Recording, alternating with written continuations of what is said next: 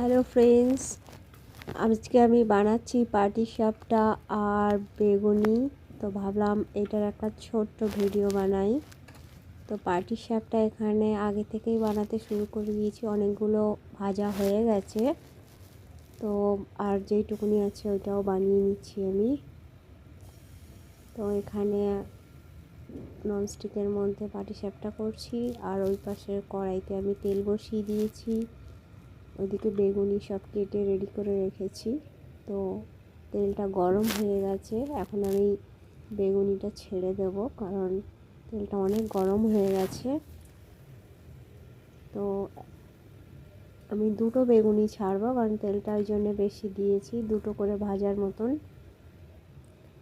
একটা ছেড়েছি আর একটা দিয়ে দিচ্ছি।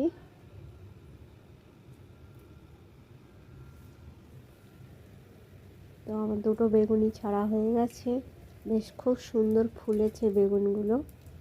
তো ভালো লাগছে দেখতে, কারণ বেগুনি না ফুললে ভালো লাগে না। এদিকে পাটিসাপটাটাও হয়ে গেছে।